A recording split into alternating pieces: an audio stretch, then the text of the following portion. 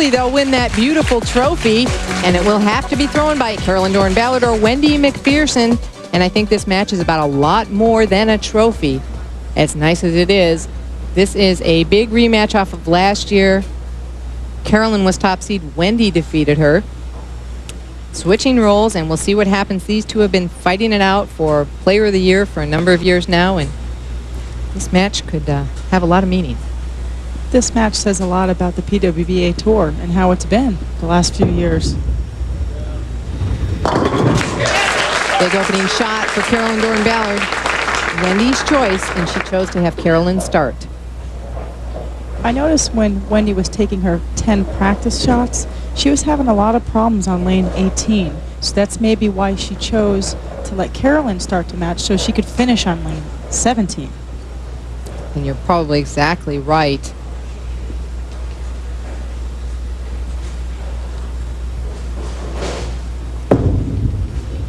Wendy's first shot, a little light, leaving the 2-5, and you're right, I noticed her split at the end of practice on that lane. So she's... Well, Wendy getting the ball a little bit too far right, but prior to this, she did split. But the shots prior to that, she was leaving the 2-8 in the bucket. So maybe the split, she tried to compensate for it. So she's still a little bit lost on 18. Picking up her spare ball and shooting directly at it. Some of the other finishers this week in 19th position. Brenda Norman right next to me back in the finals. Way to go, Brenda. She's doing our scoring. Robin Masante, she once made 77 consecutive match play finals. And 23rd, Laura Moriarty making the top 24. It's her first tournament since she broke her bowling hand fingers. And Tish Johnson coming closer to the $1 million mark, only $1,035 away. Well, she's inching closer slowly but surely. Wendy Macpherson now in the second frame and high on lane 17, which you thought was the better of the two lanes for her. Wendy's still searching a little bit. She got that ball a little bit further left than she did on lane 18. I would say she got it probably in about 4 to 5 boards more than she wanted to. This is not an easy spare. This is one of those combination spares that the girls have been having problems with on the sport condition all year long. Wendy electing to shoot it with her reactive resin ball, and no problem. That's why she is leading the tournament, Jan. Career TV stats, 210 average for Carolyn Dorin-Ballard. 54 appearances, 8 of them this year, as we mentioned. And she leads by 22 pins, stepping up in the second frame. One strike, once again, $50,000. Offered up by Travelodge for a 300 game on television. Ooh, I saw a late messenger attempting to take out that 10 pin. I don't think she noticed that, but it almost did get that 10 pin. That was still an aggressive shot. Turned her back a little too soon. Carolyn picking up her plastic ball, shooting her 10 pin.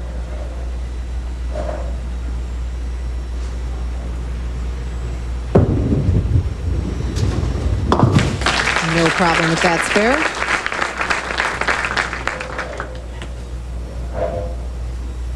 Carolyn has a fan club. She has a lot of things going on. A lot of the players do. She has Carolyn's crew, the clothing, or that's her fan club. She has Carolyn's collection, her clothing, and a website, carolyndorin.com, if you'd like information on any of that.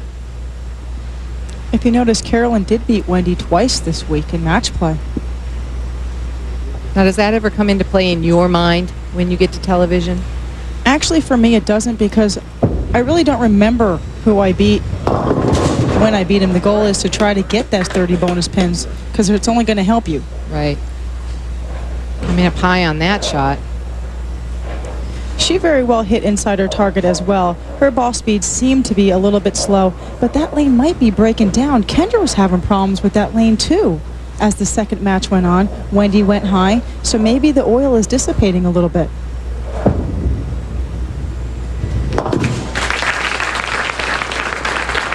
Routine spare for Carolyn at the 6 pin. No problem. Carolyn's picking up her ball, taking it back to the chair with her, so she may be working on her grip a little bit. She might be putting a piece of tape in or taking a piece of tape out. It's hot under those lights, so you never know what kind of feel you're going to get. So Wendy Macpherson now in the lead by 9 pins. Of course, our plus or minus, again, assuming a strike. And the same 10-pin we saw from Carolyn on lane 18. Much better shot on 18 this time. She looked like she got lined up. We'll see what happens for the rest of the game. We talk about Wendy trying to get back on top, and I should reference that she really is still bowling well. It's just her standard has been so high for the last 4 years that people expect her to be on the show every week. You know, she's had, no low finishes. 18th is her lowest finish, so she still is performing well each week, just not getting to all the telecasts or winning like she has become accustomed to.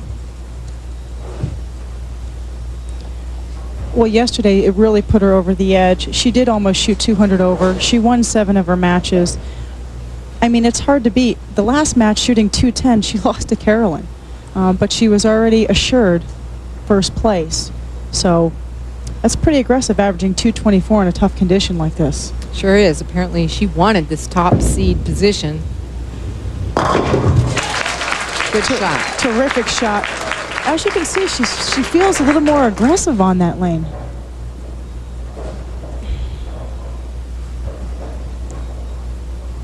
Now Carolyn seems to be using a ball a little bit more surface, not quite as shiny as Wendy's ball. Eb and I did come out with 3 new balls this week. A few of the girls drilled them during the week. They used them periodically. Carolyn went through 10 balls all week. She drilled 3 of the new balls. I'm not sure if this is one of the new ones that she drilled, but it is a newer cover stock out. And it is a little bit duller, but you can see it's a hooking ball, but it kind of arcs in the back end. It's not real jerky. It doesn't get down the lane and flip. You can see it's very controllable, and that's what's helping her keep the ball in play today. Exactly, and that's the name of the game right now. She changes balls to shoot at her 10-pin.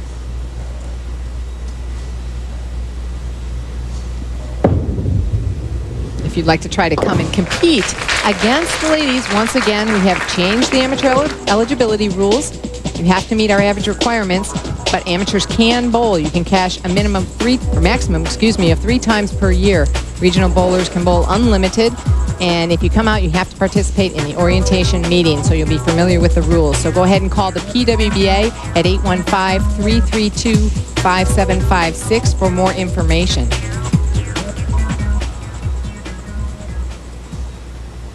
Three-time Bowlers Journal and 4-time WIBC All-American.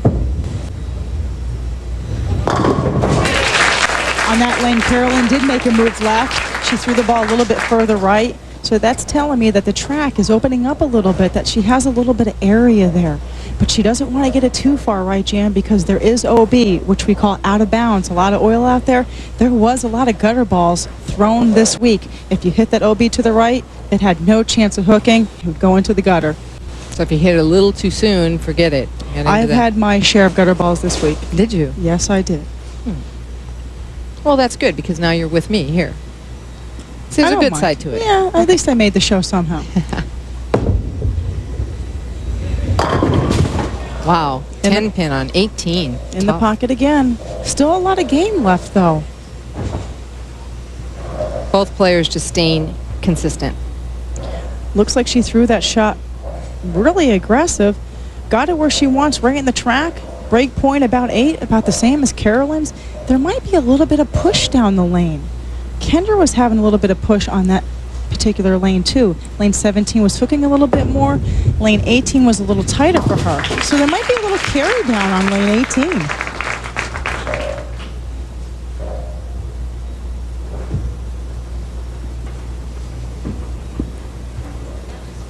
So look at our scoreboard.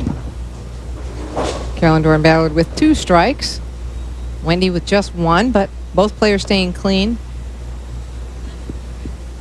Carolyn Dorin-Ballard actually in the lead by 11 now because she is working on a strike, and we will assume she'll continue to strike.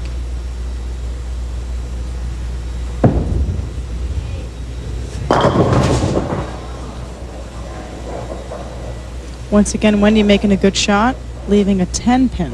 Now she didn't have the pocket to begin the match. So now she's found the pocket, leaving 10 pins. Would you make a big move, or would you just try to make some kind of subtle change? Well, Jan, most girls do different things. A lot of girls tend to change their hand positions. They tend to change where they look on the lane. Ball speed is a very big thing that I've noticed a lot of girls have been changing to let the ball get into a roll a little earlier. Well, Carolyn Dorin-Ballard is in the lead right now. We'll be right back with the conclusion of this match.